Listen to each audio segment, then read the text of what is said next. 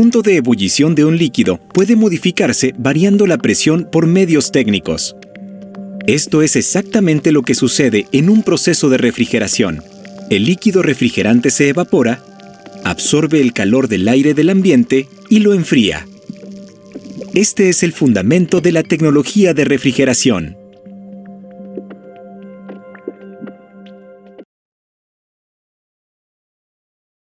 Todavía mayor.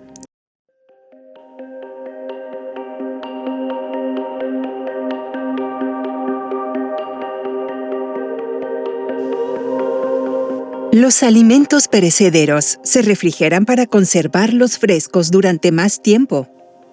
Todos ellos tienen diferentes requisitos de temperatura, humedad relativa y contenido de oxígeno en el aire.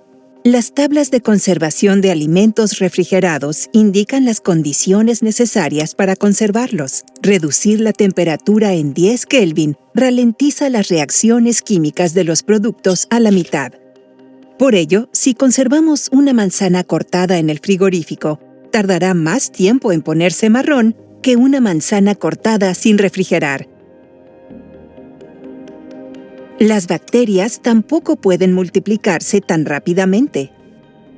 Los alimentos pueden conservarse durante más tiempo. Por debajo de los -7 grados centígrados, las bacterias dejan de multiplicarse en los alimentos. Si los alimentos se congelan, su duración es todavía mayor. La temperatura en este caso es de -18 grados centígrados. La carne debe conservarse a una temperatura de 2 grados centígrados. Para ello es necesario extraer el calor de la carne. El calor se representa con el símbolo Q. Cuando el calor pasa de una zona caliente a otra fría, se habla de flujo de calor. El flujo de calor se denomina también punto Q. Este se mide en julios por segundo o vatios. Se produce flujo de calor entre dos zonas u objetos siempre que existe una diferencia de temperatura entre ambos. Esta se denomina delta T. El flujo de calor compensa la diferencia de temperatura entre las dos zonas hasta que ambas alcanzan la misma temperatura. Un sistema de refrigeración genera la diferencia de temperatura necesaria, como el instalado en cualquier frigorífico. Uno de los componentes del sistema de refrigeración es el evaporador.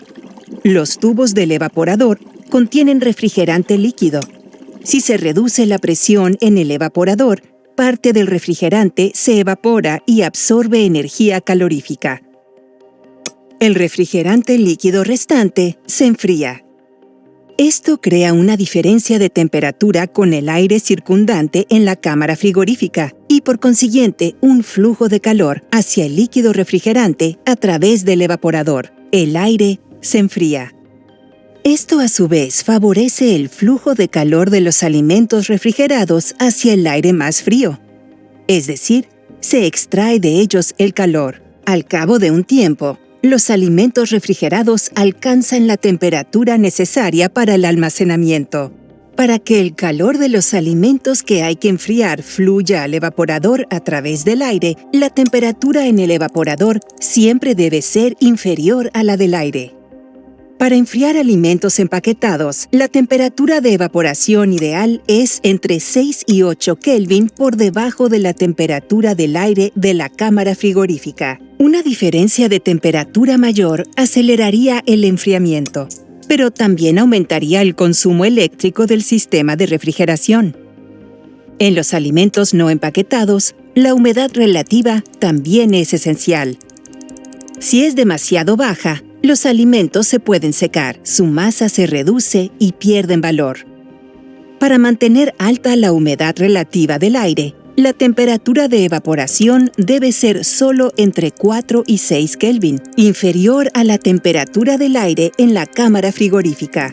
Esto permite conservar frescos los alimentos no empaquetados. Por tanto, para diferentes aplicaciones de refrigeración se requieren distintas condiciones de almacenamiento y temperaturas de evaporación en el sistema de refrigeración. Estas temperaturas se pueden generar mediante la presión en el evaporador. Los valores exactos para ellos nos lo da la curva de presión de vapor del refrigerante utilizado.